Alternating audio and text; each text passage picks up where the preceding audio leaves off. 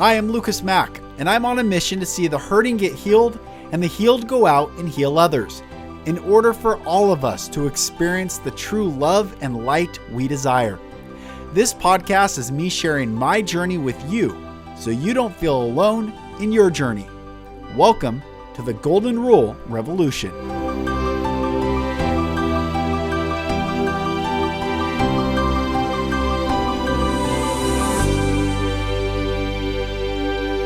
Hello, brothers and sisters, and welcome back to another episode of the Golden Rule Revolution. I am Lucas Mack, and thank you for joining me today.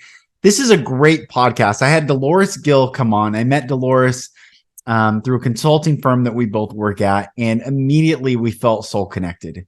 She is incredibly wise, divine being, and she brings her beautiful perspective. And we talk about humanity. We talk about where we are in consciousness, and her perspective, I think we all need to hear right now. It's fantastic, very powerful. And she's also working on her PhD, and the perspective she shares at the end of what her PhD is on is for all of us to know.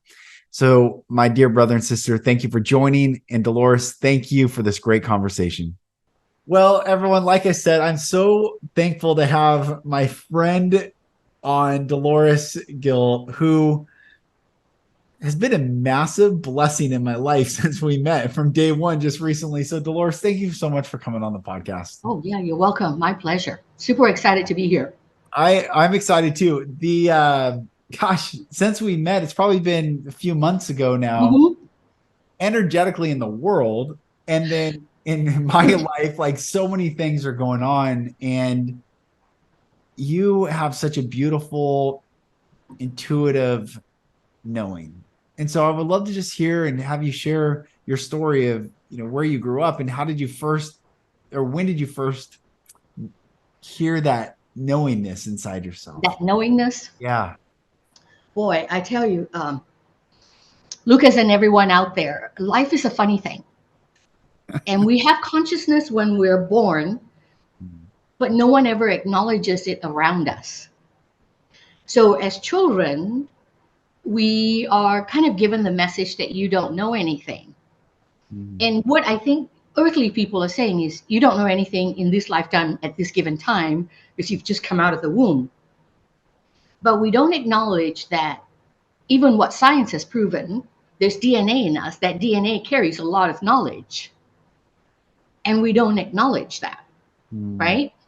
And so for me as a child, I knew some of the things on the other side, but I didn't know what they were, what they meant. And kind of just going through life and then reading this, what I call a cathartic book at 12 years old, the book called The Boy from Lhasa. And it kind of embedded some very funny thoughts in my head. And I thought, wow, so people can just get out of their body and travel somewhere. So I started practicing that. I mean, nobody knew, but I was trying it out. Amazing. I used to hear voices. I think I told you I started running because I felt like there was a presence around me. And so between our house to the gate, I could be exaggerating, maybe quarter mile-ish, 1/8 of a mile, but I would sprint at night. Because it was dark, I couldn't see anything. Our gate was way down there, and I'd sprint back. And then over the years, I became a runner. And I think what we have to remember is the human story is not a straight line. That's right. Right? Yeah. It takes a lot of right turns, left turns, backward turns. Put your car in reverse because you've got to look over and get somewhere back so you can go forward. Yeah. Right? And I believe that wisdom and Buddhism has helped me to really see my life like on paper. And so over the last 20 years, I've started to journey more mindfully. And I think before that, probably like everybody else, we just journey. Yeah, right. Not mindfully, just going with it. Yeah. And so you and I talked a little bit about, and I want to talk to everybody about, is the balance sheet of your life. And I feel that it's an important topic, unwritten by any white guy, black guy, Asian guy, women, whatever, because we have this weird dance that we do. We want to use certain terms around money and the corporate world, and then we don't want to use them in somewhere else, right? But balance simply means there's a left and a right. If Mm. you draw a line in the middle, there's some yeses and then there's nos, right? And I think that if we all begin to look at our life as a balance sheet, that Mm. we won't be able to look at completely until the moment before we die. But somewhere along the way, the pluses are adding up and the minuses are adding up. Mm. But unfortunately, we always just focus on the minuses. Right.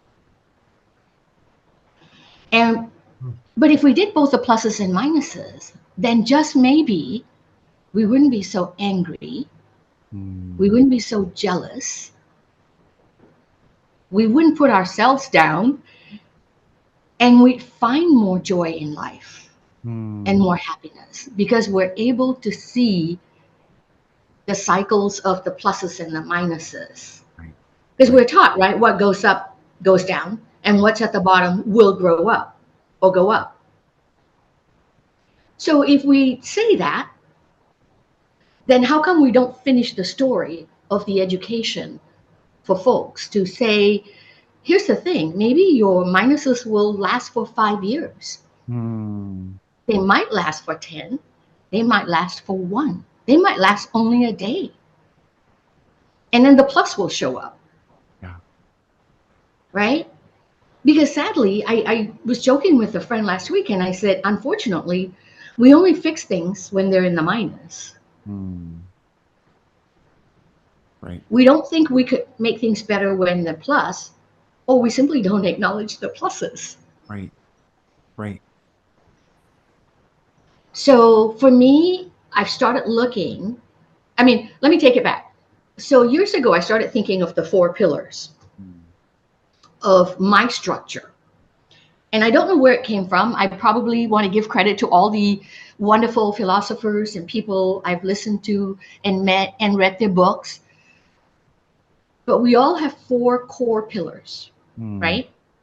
We have our physical body, we have the psychological profile, Mm. we have our emotional base, and then we have the spiritual base. Yes. And if all those four pillars were upright at the same level, you could have a level roof. Mm. But if they're not, you can't really quite get a roof on the four pillars. If you do, it's going to be a little wonky. It might be tilt this way, it might tilt that way, it might tilt that way. Right. And so I think we need to begin to look at our lives in different ways Mm. so that we can then understand how we individually will walk towards our death, Yeah. and then how collectively we will all walk towards our death.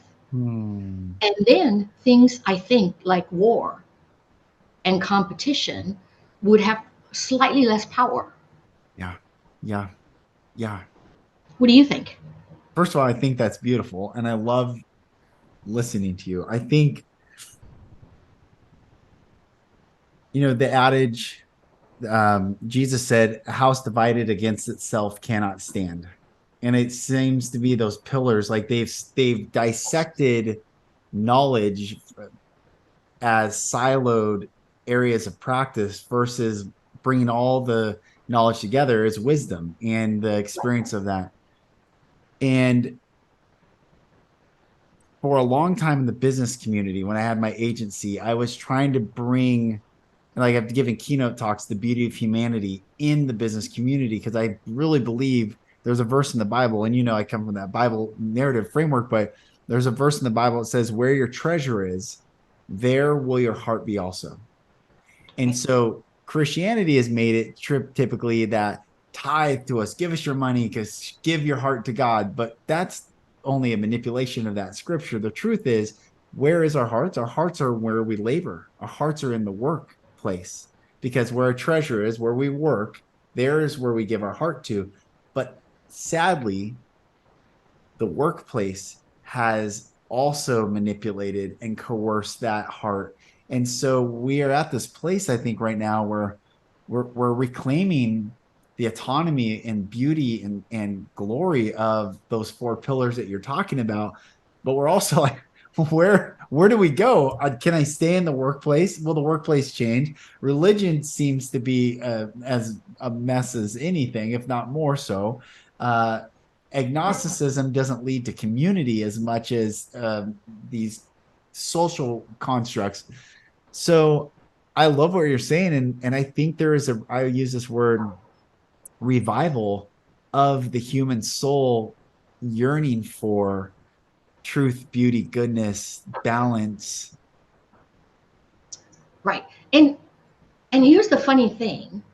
While we say all that, many don't practice it. Mm. Because to practice it takes effort. I mean, really a lot of effort. Yes. I mean, I know that. Yes. Right? Yeah. Yep. And people don't realize, see, when they work, they get paid. So they can see the result. They know roughly what they're going to get. Yeah. Right? Yeah. But soulful wealth can be measured, cannot be seen. It doesn't belong in a fancy house in Bellevue. Right. Right. Right? Or Upper East Side, New York, or wherever somebody is living. Yeah. Right? And so you can't see it. And if you can't see it, you ask yourself, is it there? Does it matter? And is it valuable? Oh, that's good. Yeah. That's good. Right? Yep. So I mean, I think we can easily all mind talk ourselves out of it. Yeah. But here's where I think I'll share a couple stories that have reinforced for me what I think is valuable. And it's taken a lot of like pulling myself together to even keep on that path, right? So years ago, I remember being in grade school. And I was a good student. I was a geeky student. Most people didn't talk to me. So I'm just going to be honest, right? I didn't have a lot of friends. But when it came to problems, people would always ask me, like help them with their math problems and stuff. So I would. One day I got tired and I asked my dad, I said, I'm always being asked to help people with their homework. I don't know if I really want to do it. And so he looked at me and he said, listen, when they ask you and you help them, do you realize how much you know? I'm like, yes. And he said, that's it. When you help other people with their homework, you know how much you know and how much you don't know. I was like, and I have to say, an 8-year-old, 9-year-old kid still doesn't understand the depth of that, right? But sort of the gist I got from my dad was keep helping. So I did. Yeah. And over the years, I mean, we both agree we're helpers. We, are givers, right? Yes. But then that joy of giving manifests itself in many ways, right? So fast forward, I'm in college, junior college, 16 years old, and I joined a group called Interact Club and got to sit on the board of directors at 16, right? And we had to adopt 3 nonprofits or charities. So we adopted a orphanage, an old folks home, and a facility called for the mentally handicapped. And the first time I went to that facility, there was an army barracks way out in the boonies on our island. And I was at the doorstep just getting in, and this woman or person comes running at me and hugs me. And her head was tiny, tiny. Like it could fit in the palm of my hand, tiny, but full grown body, right? And when she gave me a hug, I have to say the emotions that came up for me was I wanted to gag. Don't know how, don't know why, but that's like, whoa. And then, the rest of our group went in and we ended up volunteering there for 2 years, working with all the children. We found out there were 40. They were discarded because the parents did not want to lose face by showing that they had imperfect children. So they just dumped them in this facility. The matron was the only one to 40 kids. She fed them. I mean, there was poop on the beds, like whatever she could get around to. So we went every weekend and helped out. So 2 years. And then about 15 years after that, I'm in grad school. I go back for my graduate research. Mm. And I hooked up with somebody, the Admiral Poe. And he said, hey, do you want to go back and see the facility you used to volunteer at? I'm like, oh my God, yeah, absolutely. So he said, by the way, they've grown. They've really grown, and there are multiple facilities. So I'm going to take you to all of them. So we went on a tour. We went to the facility that had really been developed and for highly handicapped, tools, games, exercise things, the whole thing, right? I'm like, wow, this is amazing. Mm. Then we went to the second facility that was medium. The last one for the day is towards the afternoon. And he said, this is the best one. These are the folks who now can manage their lives, blah, blah, blah. And you really got to see it. We've got a housing facility on site, and some of them have jobs, the whole thing. So we went there, and there's a pickup basketball game going on, right? So I was standing on the sidelines watching the game. And lo and behold, out of nowhere, this girl comes running and hugs me. It's the same girl. Wow. Same girl from the first time ever when I was 16. And she grabbed my hand and said, come on, let's go. Wow. So I'm looking, the staff is like, gosh, nobody ever does that. Wow. So go. And she took me down the stairs to the apartment building and showed me her bedroom, her armoire, her teddy bear, her uniform. She was working at McDonald's. And the point of this story is I volunteered and helped out for 2 years, not knowing what the future holds. Mm. But if I didn't help because of I thought that the future would never look good, Mary Jane would never get there. Mm. Right? Right. That's my plus sign Yeah. on my balance sheet. Yeah. Now, we've talked about my childhood sexual assault, Yeah. my rape, Yeah. abuse, Yeah. multiple car accidents, all sorts of shit, right? Yeah. But the thing is, I still feel that they happened. I wallowed in it for a while. I sunk to the bottom. Yeah, sure. I did a lot of alcohol when I was young because I didn't know how to deal with the pain. Right. But I'm so blessed because somewhere my hospitable bone on the left side must still be a pretty good size. That I can still see the fact that there is magic on this earth and that nothing lasts forever. Not the good, not the bad. Mm. And I think we need everyone to understand that just because somebody cut you off on the road, you don't pull out a gun and shoot them. Right. Right. Because tomorrow's going to be a different day. Yeah. And if you just say, so what, let it go, walk away, like your life would be better. You wouldn't be in jail. Right. Right? Or a lot of other stupid things that people are recently doing. Like the other day, I mean, I saw some guy get on a subway and start hacking away at an older gentleman on the subway, right? Yeah. And I watched the behavior of about 6 gentlemen behind. I mean, everybody got up off the train and moved away, and this guy got rid of his kid. They were trying to figure out, but the guy with the blue t-shirt was a younger Asian man who never moved away from that front zone. Like, maybe he felt his presence would keep interrupting the guy, and I think it did, right? But it takes a lot of work to get angry and to damage other people. Yes. Yes. Because the reality, what all of us don't understand is those are seriously damaged people. Yes. And I do not want to join that pile. That's right. That's right. I mean, I may have been hurt. Yeah. But I can, like, we have the intellect. We have the knowledge, the ability, the bone structure, the brain structure, whatever it is, to figure things out. Yeah. Right? And the last story I'm going to tell everyone is a funny one. It's a funny one.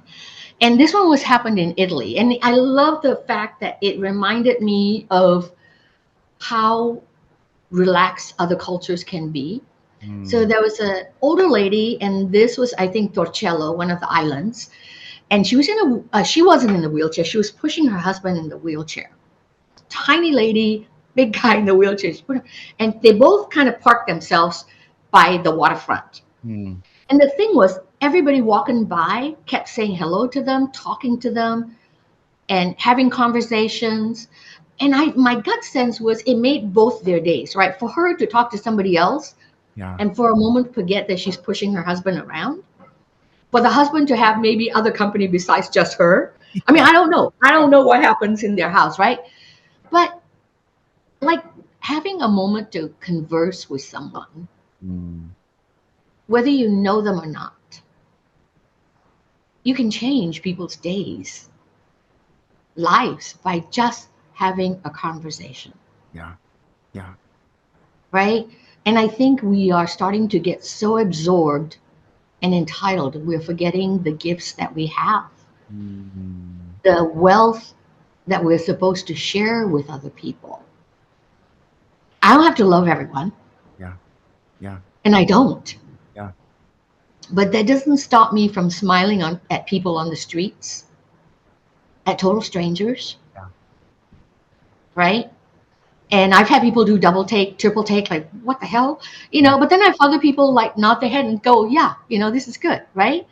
And so I think the conversation that we're having is about the truth of humanity. Yes. And the Yes. truth is, we've never owned our humanity.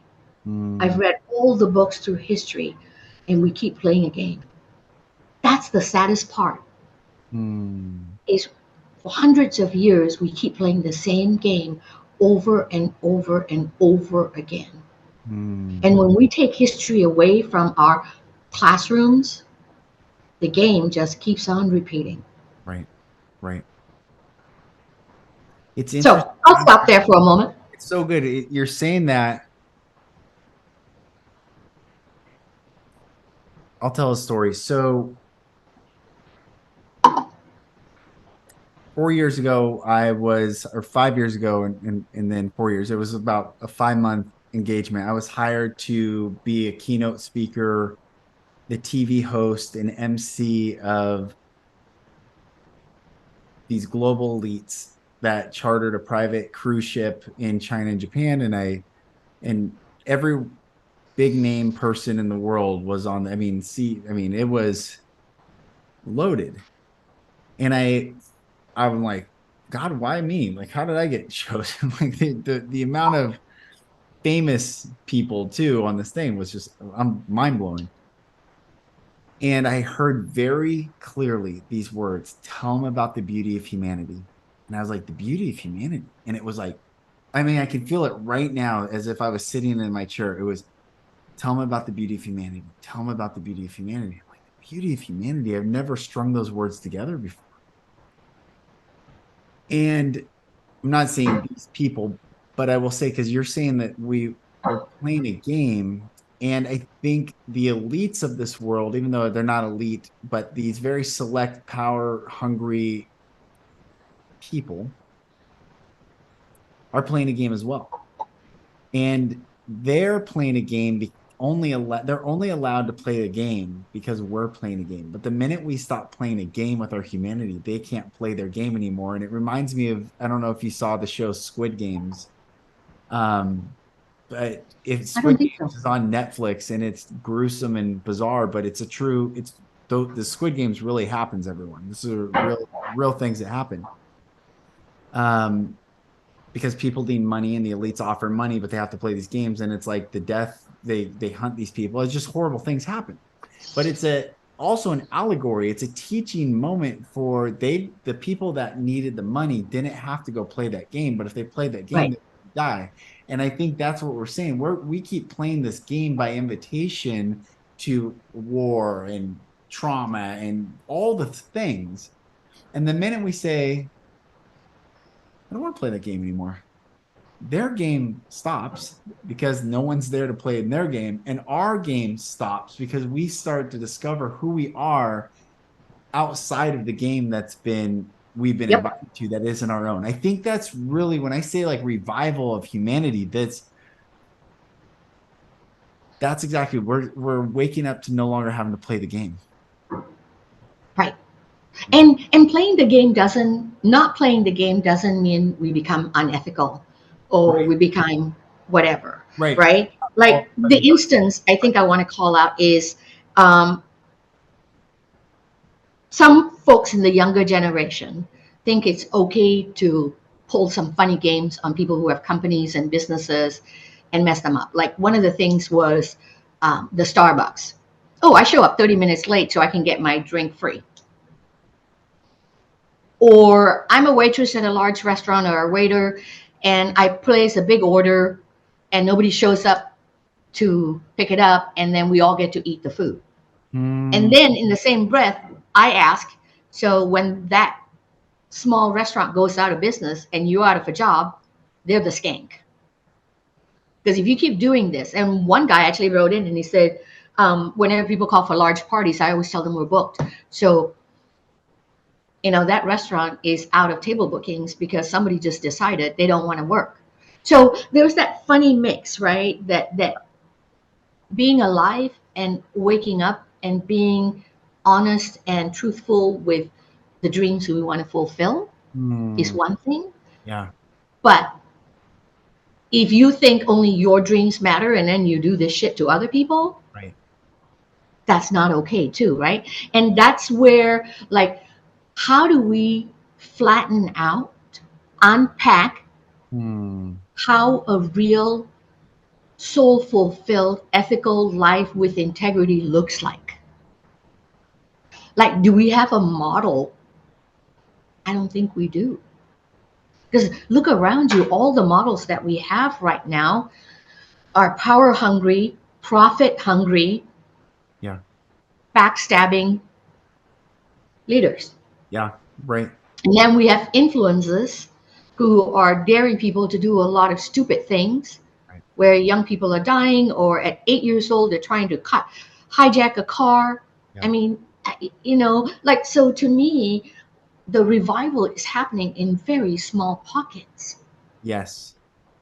It's almost Like the revival of small. like these lighthouses all over. Like you're a lighthouse, I'm a lighthouse. Maybe the revival is just the lighthouses. I know in the Hopi religion, who the Navajo considered the ancient ones, and I read through their texts. They have like a Bible style text that's preserved. It's amazing. And they talk about the 144,000 rainbow warriors that will come. I know the Bible talks about 144,000 that love God. Maybe it's not a mass amount of people, but the revival is happening, but it's not in the masses, it's in the few. And maybe it's just enough in the few that people feel courage to say, okay, I no longer have to play this game. I think, if, for instance, like 2020 was a big defining moment for everyone, but for me, it was massive. It wasn't for the pandemic. I wasn't afraid of the pandemic. That wasn't ever an issue. For me, it was, will I do something that I don't want to do? And I think, and I didn't, and I'm very proud of myself. And I, had to deal with all the repercussions of all these things, but I was proud that I learned autonomy in that moment to say, because like me, like you, I had a traumatic, I never could say no. I was beat. There was no space for me to say no. And finally, this pressure came, and I said kindly, no.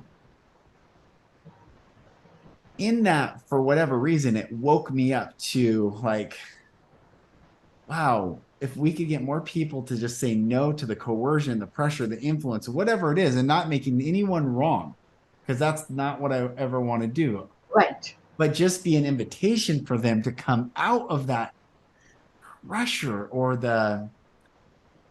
So I guess what I'm saying is you're right. It's not a mass amount of people, but the revival is in very powerful, specific lighthouses. I see you as a lighthouse, and I'm a lighthouse, and all these lighthouses are all of a sudden shining light, and people are like been in the dark looking around like, oh, this is unsafe.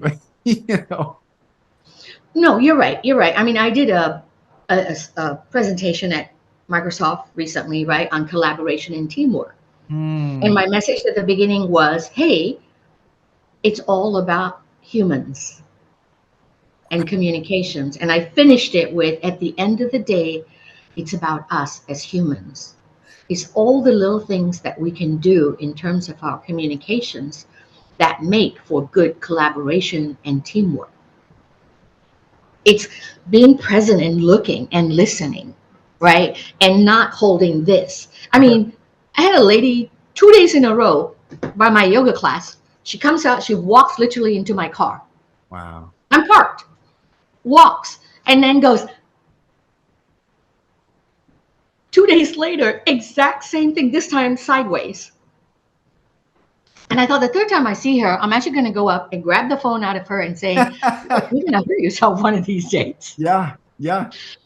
You know, you're going to have a flat nose like Get Smart or something." But look, I think using the word human and humanity Mm.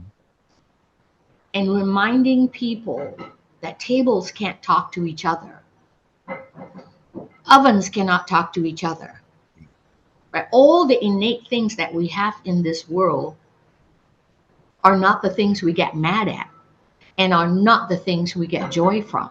Mm. The memories we make in our brains are the heartfelt moments we had with somebody else. Right. And the most pain that we hold in our heart is what somebody did to us as we perceive it to be. Yeah. Right? And I say perceive it to be because sometimes that person did not mean to hurt us, but because we are wherever we're at, we think they were hurting us. Yes. Yes. Right? And, you know, so all these things, if you look back, I'm going to say we've had very few true leaders who have focused on the education and the development of the human race. Yeah. Because if they had, if we truly had the vision of the greatness of humanity and the rising of the masses at a certain level, we would redesign our education system. Yes, we would. Yes, we would.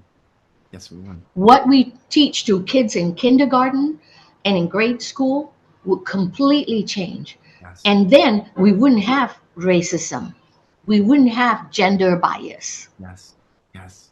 because all those come from the lack of education. This Mm. core thing called education is not just what you study to get grades, it's knowledge. Yes. Yes. And knowledge in its transparency is simply knowing things and how to do things and how to think and feel, Hmm. Yeah. right? Yeah. Yeah. Because, you know, I'll tell you one of the weird things I've always thought about and haven't stopped thinking. This thing that I've been told over and over again, Dolores, we're guys, we don't emote like that. You know, this is facts, this is business. Mm. And I'm like, really? So emotion has nothing to do with the CEO being at the top. So emotion has nothing with let's go kill a nation. Mm. So like somebody's going to tell me that Putin has no emotion whatsoever about what the attack on Ukraine. Mm. I think it's all emotional. Yep. I Yes. think it's all emotion, Yes. right?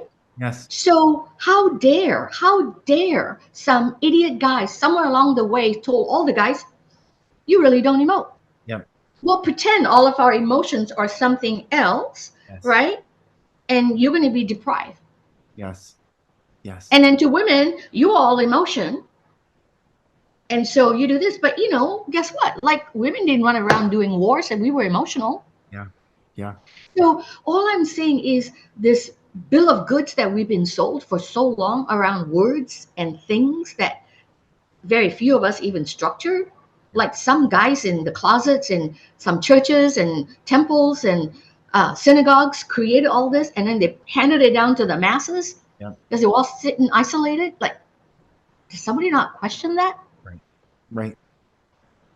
Right? And then over the years, we just keep perpetuating the same myth. Like, for example, like I ask myself and say, now, if all low income environments were given knowledge around savings, how to Mm. save money. And I'll tell you why this got triggered. I was in Atlanta a couple of weeks ago and I ended up talking to a waiter in a Japanese restaurant, Alfonso, if he's listening, right? Young person of color. And he said, no, we don't get that kind of information, Dolores. No, nobody talks about saving money. So I said, how do you build wealth then? Right? If you don't know that you should save maybe 5%, 10% of your money, then someday you're going to wake up and you're going to be broke because you keep spending everything you have. Right. Right? I got my first savings passbook when I was 6 years old. My parents both talked about savings. Right. Of course, I did was a spendy little kid. I spent a lot of money, but dude, it sunk in. Somewhere along the way, I have been saving. Right? So you think about all those little things that matter. Right? Is savings the privilege of rich people? No. I think it should be the privilege of all people, especially low income people. Yes. Yes. So they can change the next generation, right? And we don't teach economics until you either take it as an elective in college or maybe somewhere along math is useless. It's not like you can add 1 + 1 gives you 2. Yeah. But if you know supply and demand, and if you put $100 in the bank today and it multiplies to $1,000 in 3 years and so on and so forth, you're going to go, oh my God, maybe I should do something differently. Yes. Yes. So when we circle back, humanity and money are just an exchange, right? That we use. I could have used shells, I could have used bricks, but now I got coins and paper. Yep. It doesn't matter. Because I can't give you all my fruit from my garden for free. Dude, I paid for the water, I paid for the fertilizer, I bought the seeds, whatever. Yep. Right? I got to get something in return. And so, supply and demand, I get all that. But when it becomes artificially constrained and controlled and zoned, meaning it sits in small zoned pockets of wealth, then the world is becoming poorer even though it's richer. Yeah, that's right. Right.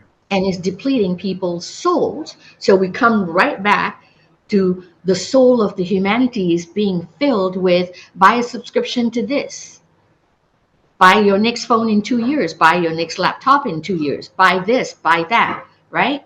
Right. You don't have to get out of the chair. You can just call Uber to go pick up your lunch for you. So give all your money away to Uber drivers to go do all the shit work for you because you just don't want to get out of your chair. Right. Right?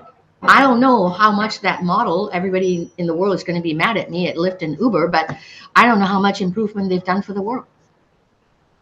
The guys who founded those companies certainly got rich. Yep. Yep. But we've got more pollution because we've got more drivers running around hoping for all the lazy people to use them. Right. So I think we have models of business that are not foresighted enough to think about humanity. We've got schools that are not thinking about humanity. We've got politicians not thinking about humanity. So the sad part is the dropouts and the people who are willing to look at life don't want to be in the foray of those kind of environments. Right. I know people who would make great governors, great leaders. Yep. They don't because the media will crucify them. Right. Right. Right. So there's so many things happening that maybe didn't happen 100 years ago or 200 years ago. And we need a good reality check. We need a holistic rearranging and redesign of so many structures. Yeah. And I feel like it's happening. It's happening, though. It won't, the old saying, the revolution won't be televised. I think there is a revolution happening, and I'm using that word very specifically. The media, and again, in the Hopi religion, media, I think I was telling you about this, media, however they say it, is the like satanic deity in the Hopi religion. And if you look at the word media, say me as in I, ego, dia as in God, the my God, the ego God, and this frequency that gets broadcast. They broadcast. These are broadcasters casting spells, a frequency in the air that, I mean, the CIA just declassified documents. All the past 10 years, all the declassified documents of the FBI and CIA are just truly amazing, proving that they were hijacking people's brains through television. I mean, this is like a mind control apparatus, and they were intentionally steering people one way or the other. So we have had these broadcasts. They teach us spelling. What is a spell? Who spells? Witches spell. And you cast the spell, you broadcast the spell, and they use these words. And this is true language. They know what they're doing. This frequency of media, the ego god, the narcissism, the materialism, the lack, the scarcity, the fear, every commercial. And then they'll give these pharmaceutical commercials that are absolutely like, I swear these people are just waiting till humanity goes, this is fucking nuts. Like, Yep. they do these commercials like pleasant imagery and a nice voiceover while they're saying you could die from this. It's a 60-second commercial of how you could die. Fear. They're selling you fear. Always. And so the revival or the revolution is not being televised.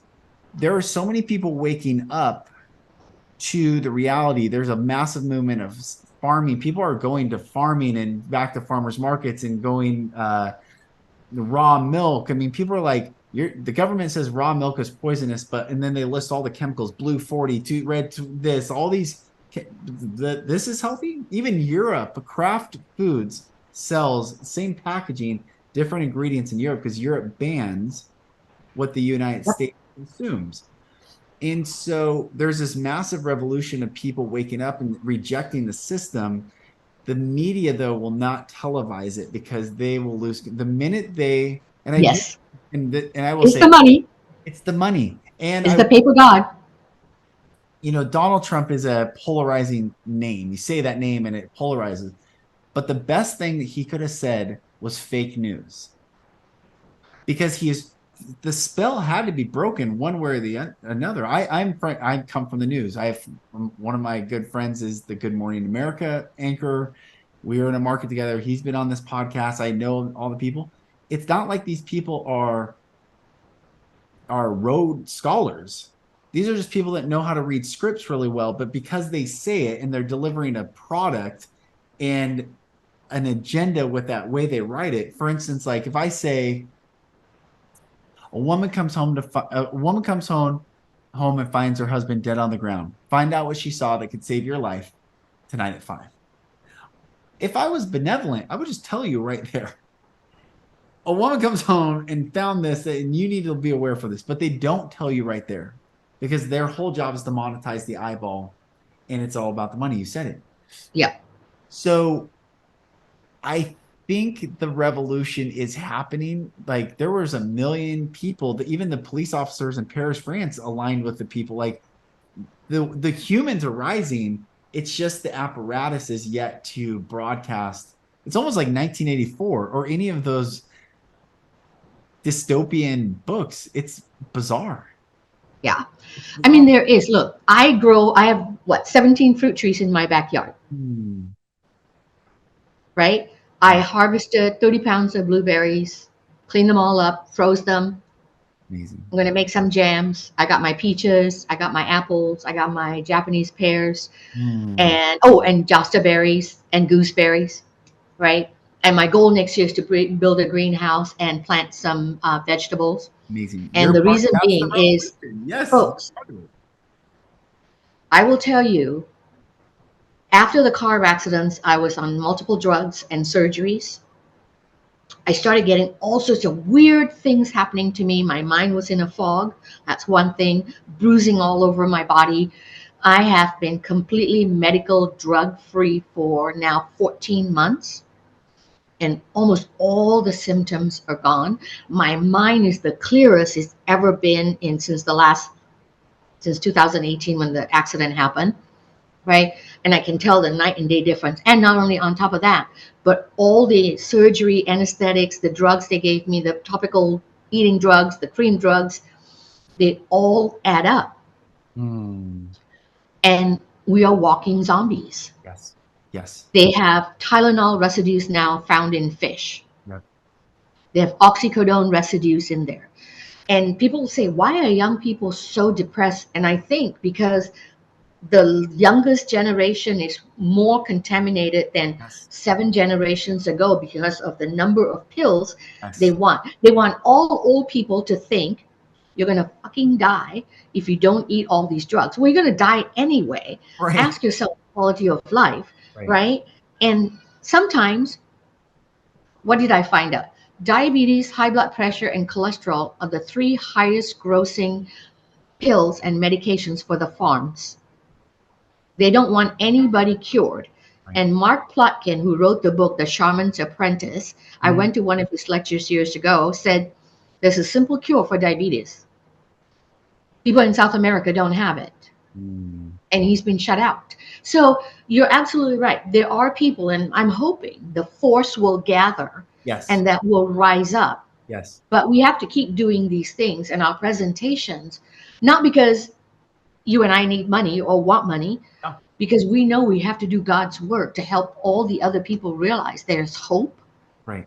Yes. And the hope comes from each one of us believing that you should have the best. I will have the best and you will have the best. Yes. That's right. And there's abundance that there isn't. If you have the best, well, I can't have the best. We all can have the best. It's whatever you want, right? Do you remember when Da Vinci Hmm. and all the poets like Byron and Shelley and Wordsworth, they weren't loaded in money and they weren't rolling in dough. They would live in each other's houses, draw and all of that. And those folks were the poorest and the poorest, and they gave us the best art Yeah. of humanity Yes. because they were free to create. There's so many artists out there that can't Right. right Right. now, and they feel they have to have a second job, third job, whatever it is. And then we want all the kids to get out of our houses at 18 because we shouldn't support you past 18, right? In the American mentality. Yeah. And so there are a lot of things we need to fix. But the biggest thing I think is we need to think Hmm. and join the dots. Yeah. We're not willing to think for ourselves, and we're waiting for mommy and daddy. Actually, we're waiting for daddy in power to Yeah. make the decisions for us. Yeah. And that's where I think we've given the power up. I had a quote. I agree with you 100%. I had a quote that I wrote on Instagram. I put a lot of content on Instagram. I said the government did such a good job at gaslighting humanity that people started thinking Big Brother was part of their family. Right. They started loving Big Abs- Brother like it was a family member. It's like this is crazy. And That's they're not. exactly. And we're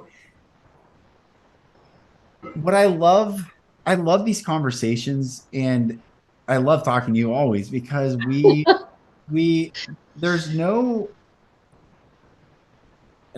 there's no being right doesn't matter to me at all. I have held two opposing ideas and believed them both at the same time and I'm like it's fun. To me, it becomes fun to read the Satanic Bible next to the King James Bible, next to the autobiography of a yogi, next to the Bhagavad Gita, next to all the safers of Judaism. Like it's fun to me. It's like, wow, what else is there? No, people think that, and well, I want to learn what they think because I want to be friends with them, and I want to love them, and I want to sit with them and look at it, not opposed to them, and say, well, and I want more people to have these because it's glorious. It's creation. What you and I are doing right now is creation. And it's like, what else do we Absolutely. do? This is great. Like to commune is to communicate, Yes. right? Yes. And the fact that if we can all do that, Mm, right or wrong, we shouldn't worry. Because if we have a dialogue in the front, you can get mad at me and I'm okay with that. But it's highly improbable that you will because I'm doing it in front of you. It's when I do it behind you mm, that I think rises the temperature. yeah. You Yeah. know, if I told you, look, I really don't appreciate this and I don't want to do this. Yeah. So if you're okay with that, I'm okay with that. Or I'll agree to disagree with you if we Right. still want to do this design, we Yeah. still want to push this ad campaign out. Yeah. I just can't give you my yes, but I'll let you do it. Boom. You know exactly where I stand, Mm, right? And I think, there's so many things to do, but at the end of the day, I think as we close into, wrapping up, the best thing I think we can tell everyone is look around you, build your balance sheet. Look at all the high moments you've had before you get mad at the world and God, and most of all at yourself. Because until you do the balance sheet, you don't know where you've been, where you've come from, and where you can go. But if you begin to look at that spreadsheet mindfully, you can go, wow, okay. So what can I do to shift this? So good. So good. It will happen. So good. You're amazing. Right? I love you, and I'm so thankful. I love you too. This is amazing. Before we close, can you just talk about your PhD and like what your journey, I think, is so beautiful. And could you share a little bit more about that before we wrap? Sure. So it all started, this is a funny story, me and my dad again at 14. So we're talking about school because he said, he gave me some ultimatums. He said, this is how it works. As long as you get good grades in school, I'll keep paying for it. You have bad grades, kids, you're on your own. You pay your own way through school. And I'm going, what? And then he's like, what do you want to do? I said, I want a PhD. And he's like, what? I said, I don't know, something to do with population at 14, right? So over the years, I've gone to UW, got my undergraduate work. Then I went to Antioch, got my master's. And I'm traveling around and I'm thinking, going, I really want to do my PhD. So I have some friends in the UK and we started the journey there. And I had to drop out because my mom got sick. And then I was volunteering in, I think it was Nepal, after the earthquake. Came back, was working at T-Mobile. There was, this career HR thing going on. And there's a girl going, so have you thought about doing your PhD? And I'm like, I did. I dropped out. Do it again? I don't know. So I signed up. And so I'm doing my PhD in strategy and transformation. Transformational strategy is the better word. Chapman University is where I started out. And my PhD is around leadership and trust. So good. So good. Yeah. And trust is, again, one of those humanity things that's intangible. And, as I'm going through the journey over the last few years and just writing my PhD dissertation, putting it on hold because of surgeries and stuff, I've gotten this awoke moment this year going, I think it's the trust that's eroded that's causing a lot of the anger. Because, when we appointed daddy to be part of our family, it was based on trust. Yes. Whichever daddy it happens to be, whether it's in the UK, Uganda, whatever, China, or here. We think we are appointing and voting for someone who's our best friend, who's going to take care of us. Right. Because that's what they sell us in the campaigns. Right. And then that full glass of trust that we gave them gets eroded awfully fast. And so I'm fascinated with how does leadership manipulate us to build that trust? And where does it erode? And I will also tell you something I learned, and I think he would be okay with this.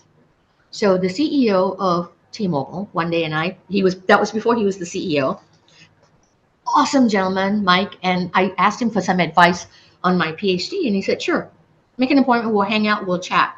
So we did, and he said, Dolores, I'm going to help you know something really clearly. He said, I can buy trust.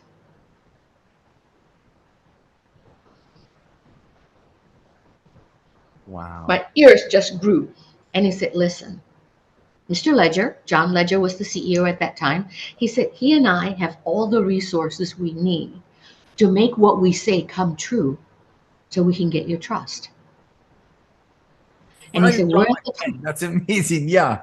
Yeah.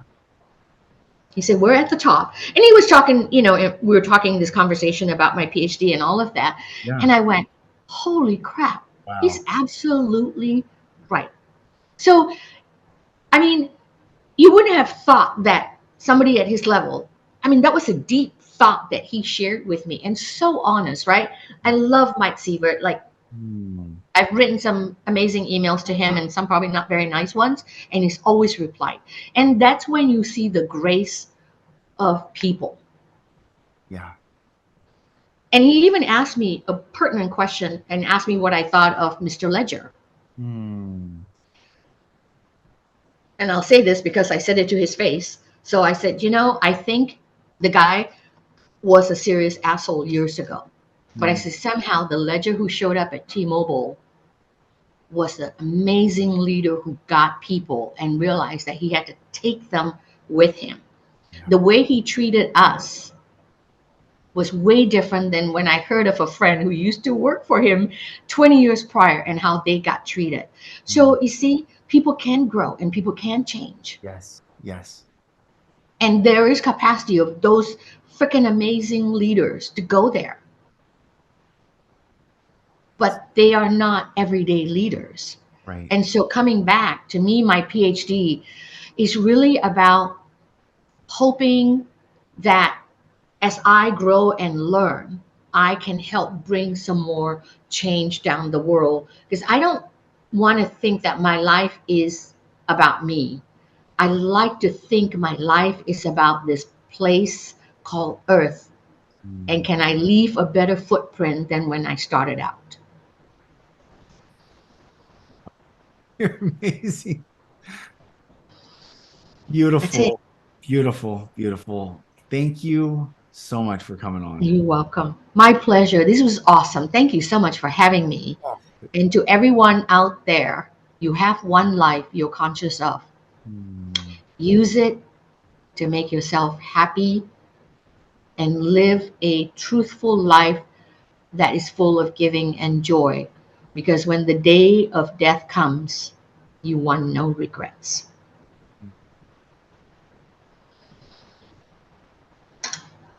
Thank you. And on that, we end. Thank you. Well, everyone, thank you for joining and tuning in. And Dolores, thanks again for the beautiful conversation. I love you.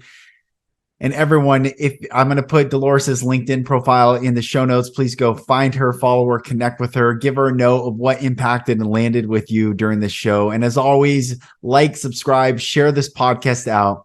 We are on a mission to see humanity heal and rise in consciousness, to walk in the love that is waiting for us all, because this is the time.